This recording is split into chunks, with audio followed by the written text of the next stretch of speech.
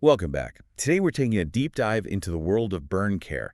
It's an area that's seen incredible progress, but it still presents huge challenges, doesn't it? It really does. For the patients, obviously, but also for the entire medical team, the initial injury, the body's response, it's just, well, it's a massive undertaking. And even when survival improves, the long-term picture is complex. Exactly. Quality of life, function, those become the major hurdles later on. It's pretty amazing when you look back, though. I mean, the statistics are stark. They really are. Think about it. 1949, a child with a 51% burn, basically a coin toss for survival. Just 50-50. And now we're seeing similar survival rates for kids with, what, 99% TBSA burns? It's almost unbelievable, a testament to the advancements over decades. Absolutely. And that's really what we want to unpack today, those key transformations since the mid-20th century, moving beyond just surviving to thinking about recovery. Right, so where do we start? Fluid resuscitation seems like a fundamental piece.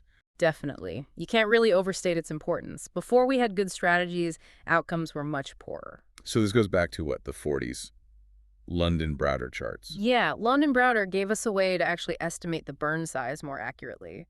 And then you had Harkins, Cope, more thinking about how to replace those lost fluids, laying the groundwork. And that led eventually to the Parkland formula.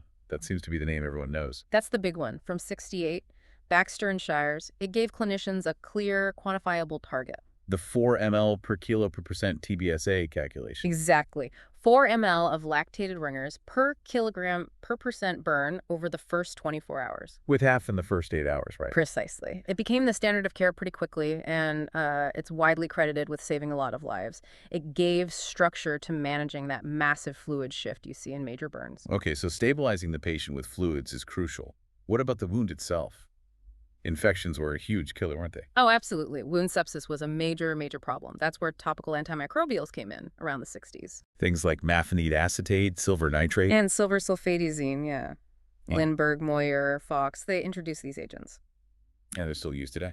Many are, yes.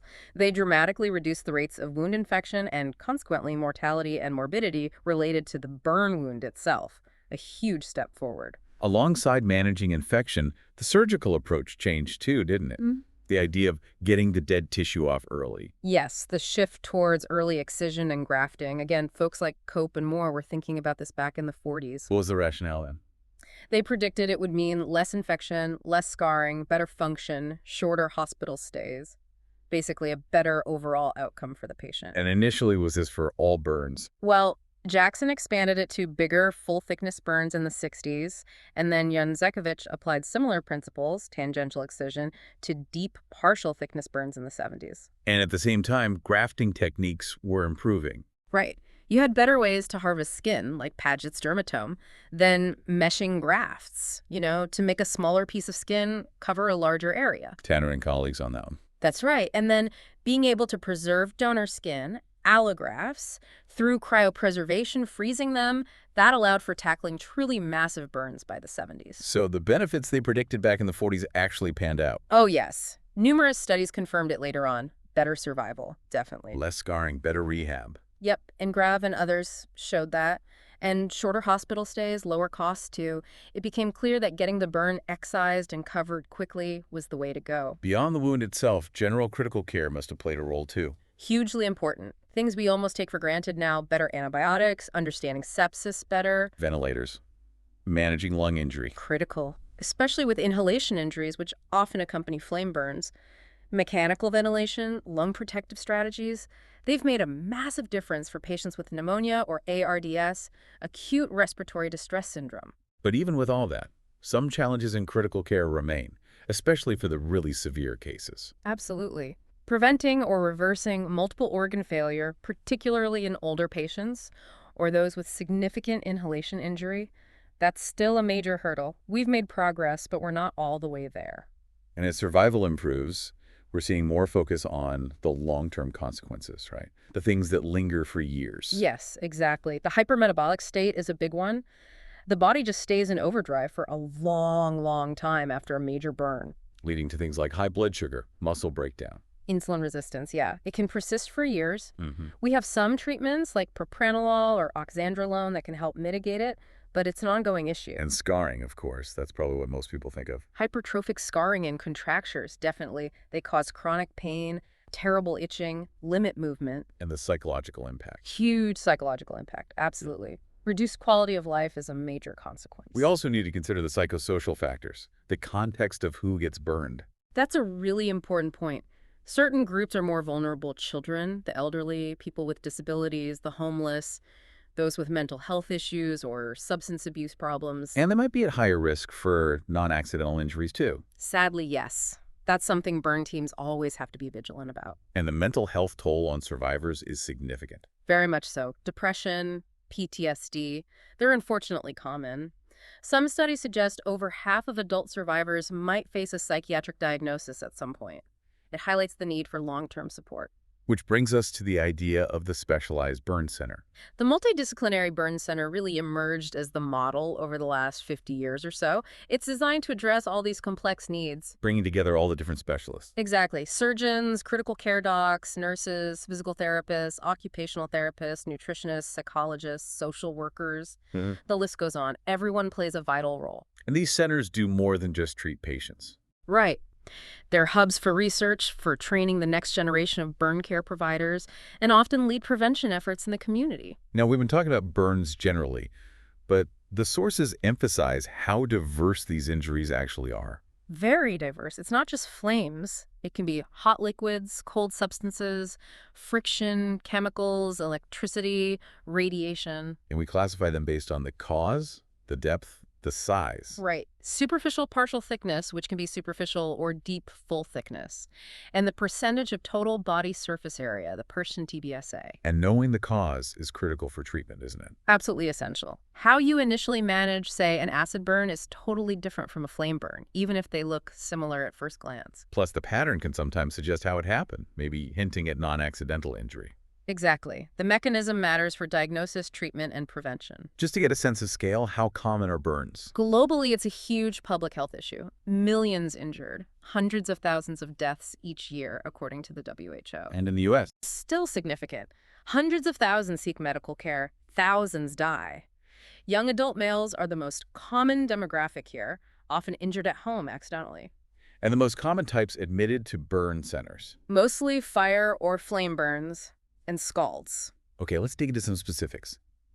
Hyperthermic injuries, heat burns.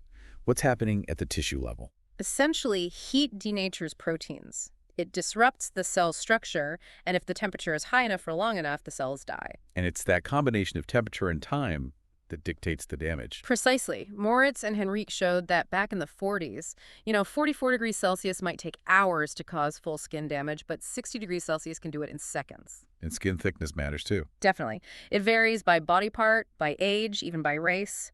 Thinner skin, like in young kids, gets deeper burns more easily from the same exposure. Okay, let's differentiate flame and flash burns. The key is duration of contact. Flash burns are usually very brief, intense exposures.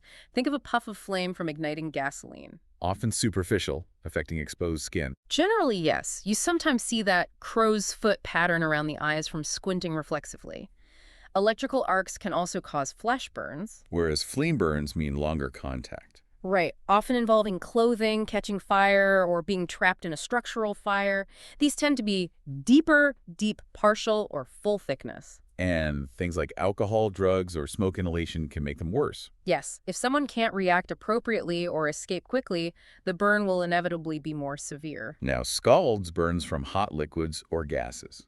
Very common, especially in kids. Extremely common. Second leading cause of burn hospitalizations overall in the U.S., number one for kids under 5, often happens in the kitchen. Pulling down pots or cups. Exactly. Hot water, coffee, soup, sauces. Does the type of liquid matter? It does. Thicker liquids, or those with solids, hold heat longer and stick to the skin, causing deeper burns. Clothing can trap the liquid too. And grease burns are particularly bad. Yes, hot oil burns are often quite severe. Oil gets much hotter than boiling water, and it's viscous, so it sticks. So, more likely to need surgery. ICU admission. Significantly higher rates of excision, grafting, ICU stays, ventilation needed, especially in kids. Adults often get them from pan fires, burning hands, arms, chest. What about scalds from hot bath water? Another common scenario, particularly for kids falling in or siblings turning on the hot tap. Immersion even in water that's not boiling, can cause deep burns if the contact is prolonged. We see that in adults too, right, with nerve damage. Yes, people with diabetic neuropathy, for instance, might not feel how hot the water is when soaking their feet, can lead to terrible burns, sometimes needing amputation. And unfortunately, some scalds are inflicted intentionally. Yes, non-accidental scalds, often forced immersion. There are characteristic patterns, symmetrical, sharp upper borders, the distribution that raise red flags. Always needs investigation and involvement of protective services. Okay, moving on to contact burns. Touching hot things. Third most common reason for burn center admission. Often household items, heaters, irons, ovens. I've heard about toddlers touching fireplace glass. A classic pattern, yes. Usually palm burns, often superficial partial thickness, managed mostly with therapy. Campfires. Motorcycle exhausts. Campfires, yes, kids walking on coals, adults falling in, sometimes intoxicated. And motorcycle pipes, very common in some parts of the world, typically deep burns on the lower leg. And really severe ones can happen in crashes. Yeah, prolonged contact with a hot engine block or muffler can cause devastating full-thickness burns, sometimes down to muscle and bone. All right, let's shift gears to cold injuries. Frostbite. Frostbite is tissue freezing. We're seeing more of it in civilian populations, homeless individuals, outdoor sports enthusiasts. Any risk factors? Young adult men, mental illness, alcohol or drug use that impairs judgment or cold perception. Extremities are most common, then the face. And it can have long-term effects. Definitely. Chronic pain, cold sensitivity, numbness makes people prone to getting injured again. Is flash freezing different? Yes, it's much faster. Yeah. Contact with extremely cold liquids or surfaces causes freezing in seconds. Think liquid propane spills in industry. And the damage mechanism is different too. Slightly. The ice crystals form inside and outside cells almost simultaneously, causing more immediate cell rupture. Can look like a scald initially, but often involves deeper tissue and risk of compartment syndrome. Okay, electrical injuries. Not as common, but potentially very serious. Around 4% of admissions, but often devastating morbidity. Mostly young men in workplace accidents. It's a major cause of work-related burn deaths. The physics are key here. Current, voltage, resistance. Right. Ohm's law. Lower resistance means more current flow for a given voltage. Skin resistance varies a lot. It's lower if wet, thinner, or over a larger area. That's why kids' mouthing cords get bad oral burns. And once inside, the current path matters. It follows paths of least resistance nerves. Blood vessels offer less resistance than bone. Though, after breaching the skin, the body acts more like a volume conductor. Does AC versus DC matter? It does. DC tends to cause a single muscle contraction, maybe throwing the person clear.